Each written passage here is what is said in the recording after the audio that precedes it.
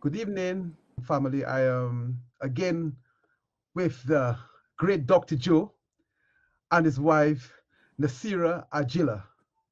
Tonight we'll be having some Yes. wonderful discussions about relationship, health, and spirituality.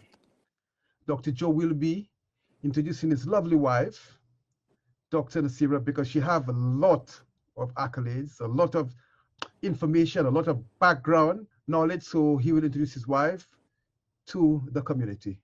Dr. Joe, the floor is yours. Well, thank you. First of all, I'd like to extend a lot of love to you, brother, for allowing us to come on so that we can give out some information. And also, we receive because you can't give without receiving. And we let everyone know up front, this comes from our many decades of research and experience, but there's more to learn. So please do your own research. Please do that. Now, with that said, I'd like to say that, yes, I am Dr. Gregory Joe Bledsoe, but I'm affectionately known as Dr. Joe. Um, my wife and I were from the United States, if you haven't picked the accent. And we've lived in the Gambia for 10 years now. We've written 3 books on health and nutrition, and 2 are current bestsellers. One in the on Amazon is an informative guide for the melanated people of color. And in the UK, that book is Eat, what is that? Spicy tasty. Spicy Tasty Vegan, an informative guide to healthy living. Yeah. Now, the other, which is a kitchen companion, is Yeah. Eat Your Way to a Healthy Life. So, being that said, my wife, she's the one with the background. So, I have to read this. Okay.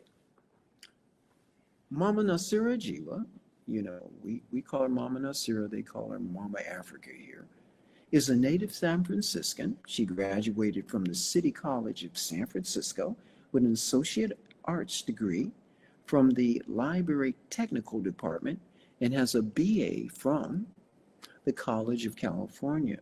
She is a mother of 3 sons, and they're healthy and intelligent. She's been married over 40 years. She's a noted vegan chef, health advocate, and entrepreneur with over 50 years of cooking experience and catering. She's been on a plant-based diet for and lifestyle for over 40 years and vegan for, I guess, about 27.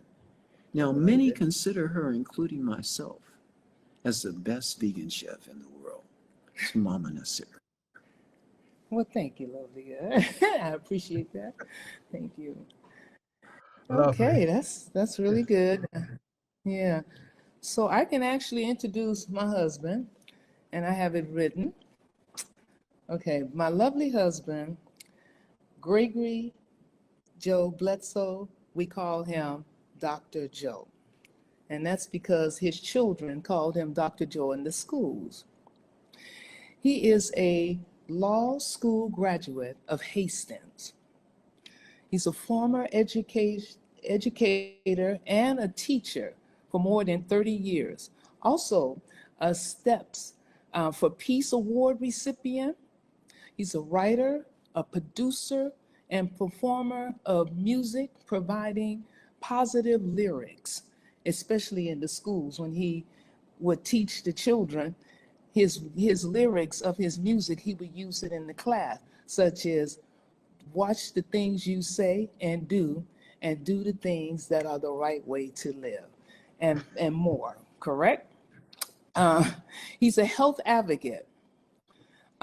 He's also a founder and director of the Oakland Street Peace Festival. So, what a lovely way to start talking about Yes, relationships yes. because the the mood is set to start the Mhm. conversation on relationships. Hmm. So we can start.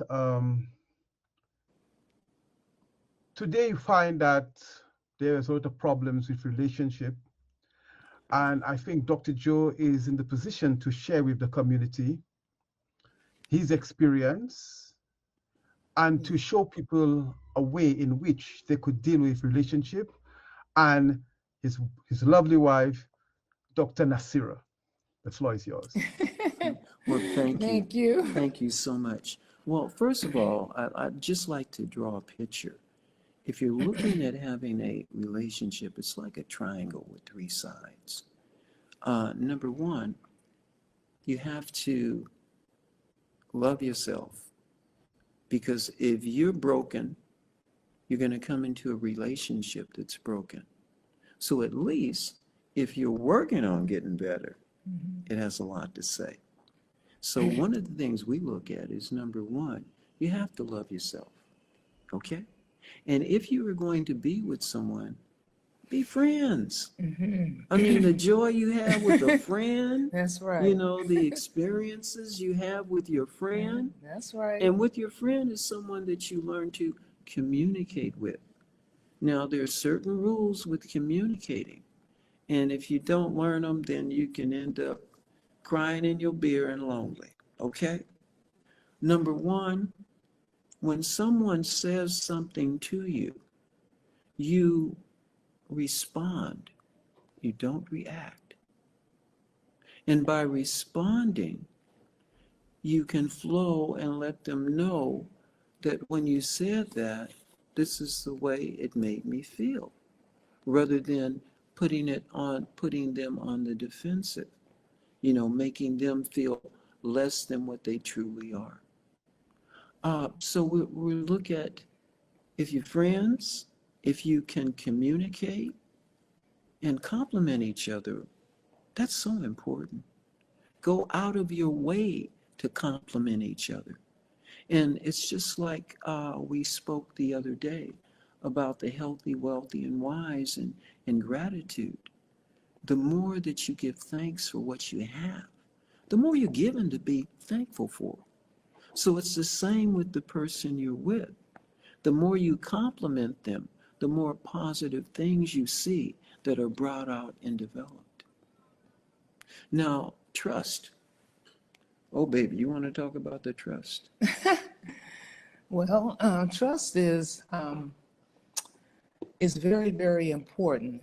I've had, situations, where I trust, and they weren't quite the same in trusting back.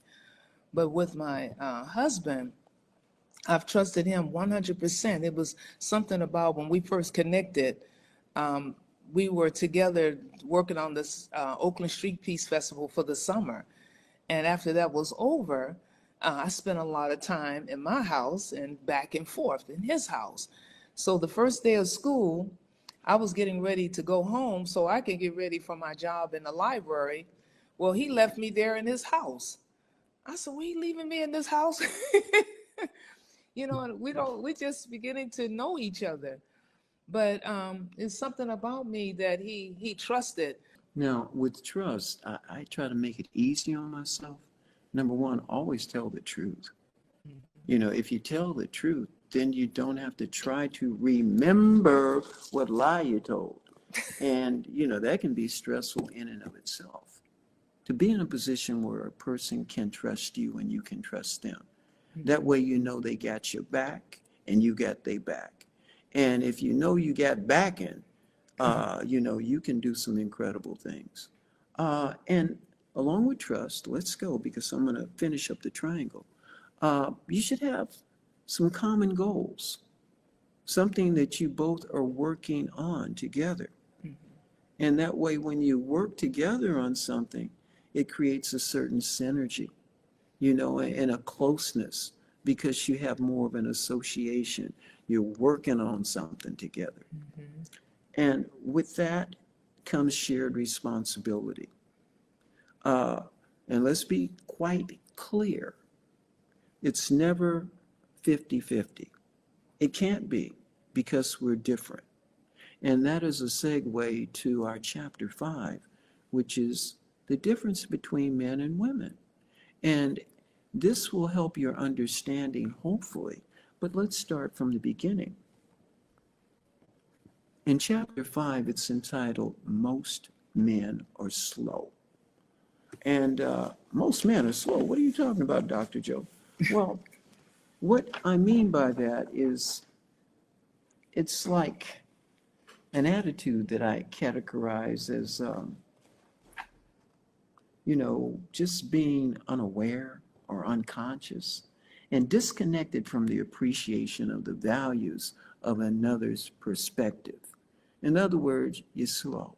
You can't see what other people see at the time. That's your path to your enlightenment. But at this point, you're slow.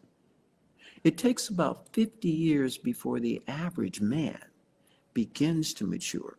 Now, I said average because in this audience, you got a lot of above average people. So take that into play. But some of us are so slow and arrogant that we actually feel that a woman can't tell me nothing. Okay, all right. But let's look at some things. Number one, a female baby and a male baby, well, more male babies going to die the first year than female babies. There are more females that live over the age of 100 than there are men. Women, they're incredible. They can lower their blood pressure a lot quicker than we can. And this comes into play later because some of us men, we just don't understand things yet. And that is that a woman's brain is 25% heavier than ours. So we're talking about the cerebral cortex, those nerve endings that deal with multitasking. We've seen them. We see women doing this zooming like they got on Superman capes, okay? Multitasking, Superwoman. Also, with that, they also can, their pain threshold is a lot higher than ours. We've all witnessed that. We get a splinter in our finger, and it's like the world coming to an end, okay? But if we men had to have the experience of menstrual cycles and pain and childbirth, I think the world would look a little different. So in terms of pain. Now, a woman also can acquire languages faster and more comprehensively than we can. So you put that together with her being able to lower her blood pressure quicker than we. Don't argue with her because they don't fight fair. They don't fight fair. They will come up with something that don't even seem to relate to it. And then as you're trying to make logic out of it, boom, the blood pressure goes down. And that's your experience. And then they say, why are you talking so loud? You don't have to be so upset. Calm down. You may have a heart attack or stroke. I mean, come on now. Now, it's only because of the differences we don't quite understand. And see, we men, we've been programmed, not along in America especially, not only that Santa Claus, would come every year and the reindeer and the Easter egg bunny laying chocolate eggs and the white man being God. We were taught that we were superior to a woman.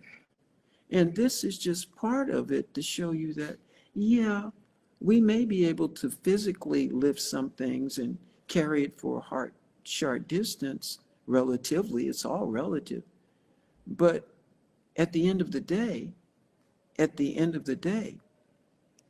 that's where any superiority begins and ends. So I would advise any man, please ask those women, those females in your life that have taken time to lead and guide you. Thank them, because it's not easy dealing with somebody slow, especially with somebody who's got a big ego. But what I would suggest is for you women to kind of embrace the fact that in America, a lot of the women, they end up with the men and they may not be the one that's going to be with them forever because it's like seasons change and people are in your life for a reason and season. It's very rare that two people go off the cliff together, okay, and end it. Yeah. So with true love and being friends and having that communication, not only do you enjoy each other to the depths for the time that you have, but you also try to plan a common goal for if one of you is no longer with you, then they can go on and live as happily ever after with your blessings too.